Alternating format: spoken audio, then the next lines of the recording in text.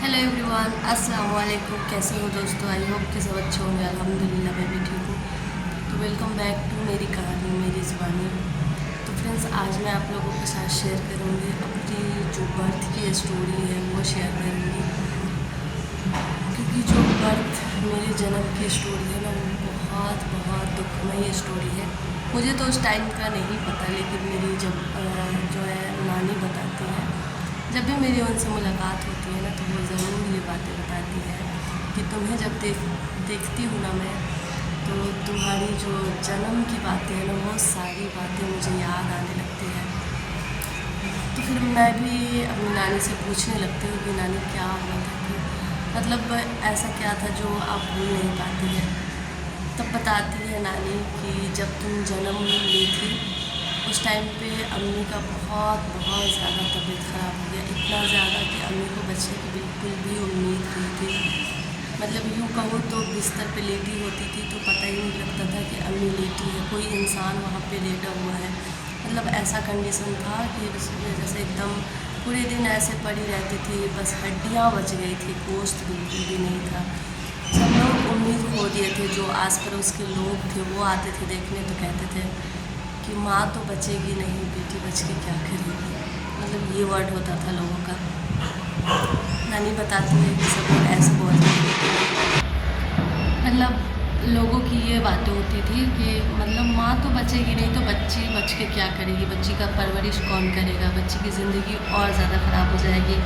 मतलब कि लड़का होता तो चलो, लड़का तो अपना मतलब कर लेता है, कमा के अपनी ज़िंदगी की हर चीज़ पूरी कर लेगा, लेकिन लड़की है, माँ के बिना वाकई में लड़की की ज़िंदगी बहुत बहुत यूँ कहो तो बुरा है।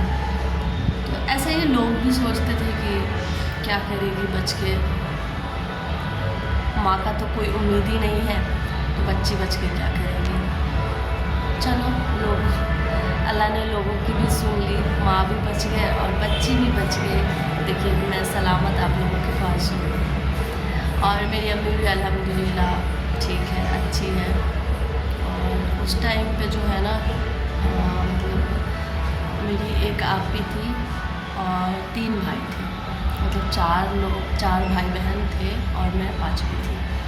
और अम्मी की बहुत ज़्यादा तबीयत ख़राब होती है, कंडीशन बहुत ज़्यादा ख़राब हो गई थी, लेकिन मेरे नाना खुद एक डॉक्टर थे, तो उन्होंने जो है मेरी अम्मी को बचा लिया, अच्छे से अच्छे इलाज करवाया उन्होंने, और मेरी अम्मी बच गई, मैं भी बच गई।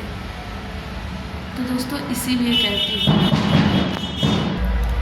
उस टाइम पे भी जो है मतलब मेरी नानी जैसे तैसे एक बहुत डिफ़िकल्ट होता है मरीज़ और बच्चे दोनों ही को संभालना, क्योंकि जब मैं माँ बनी तो मुझे पता चला कि मतलब एक सिंगल बच्चे को सिर्फ संभालना मेरे लिए कितना मुश्किल हो रहा था। उस टाइम पे जो है मेरी नानी को मतलब मेरी अम्मी का भी ध्यान रखना होता था, मेरी अम्मी की भी कंडीशन बहुत ज़्यादा ख़राब थी तो उनको भी देखना होता था और मुझे भी देखना होता था, क्योंकि मैं न्यू बॉर्न बेबी थी तो मुझे भी केयर करना था, दूध पिलाना हो, ऊपर का दूध पिलाना होता था।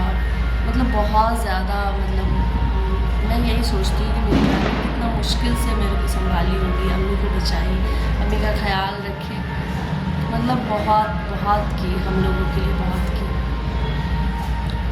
उसके बाद जो है फिर अम्मी का तबीयत धीरे धीरे ठीक होने लगा और मैं भी धीरे धीरे बड़ी हो गई। अब्बू यहाँ नहीं रहते थे उस टाइम पे, अब्बू शायद दिल्ली रहते थे। उसके बाद ही फिर अम्मी की तबीयत ठीक हुआ, फिर अब हम लोग दिल्ली चले गए। फिर वहाँ पे जो है 2-3 साल अम्मी रही, उसके बाद फिर गाँव चली आई। और उसके बाद जो हम लोगों की ज़िंदगी बर्बाद हुई वो मतलब तबाह हो गई, यूँ कहूँ तो मेरी अम्मी की ज़िंदगी और ज़्यादा तबाह हो गई। तो बहुत सारी बातें हैं आपके साथ शेयर करने को, क्योंकि जो है मैं जब से अकल हुआ मुझे, जब से तब की बातें मुझे याद है कि अम्मी कितना तकलीफ़ उठा के, कितना मतलब मुसीबतों से हम लोगों को पाली है, हम लोगों को ज़िंदगी दी है। यूँ कहूँ तो अम्मी अगर नहीं होती तो हम लोगों को ज़िंदगी नहीं मिलती। तो उन्होंने बहुत बहुत मुसीबत उठा के हम लोगों को पाला पोसा। ऐसी बहुत सारी बातें हैं और बहुत सारी घटनाएं हुई है मेरे साथ, जहाँ पे ऊपर वाले ने मुझे बचा लिया है। बहुत सारी घटनाएं हुई है, तो वो मैं धीरे धीरे आपके साथ शेयर करूँगी। आज के ब्लॉग में इतना ही, आज की वीडियो में इतना ही। और अगर आप लोग मेरे आगे की स्टोरी जानना चाहते हो तो कमेंट करके बताना कि आखिर मेरी लाइफ में और क्या क्या। बहुत कुछ खोया भी है हमने, बहुत कुछ झेला भी है, बहुत कुछ झेला है। तो आज की ज़िंदगी जो है ना, दो वक्त की रोटी सुकून से खा रही हूँ।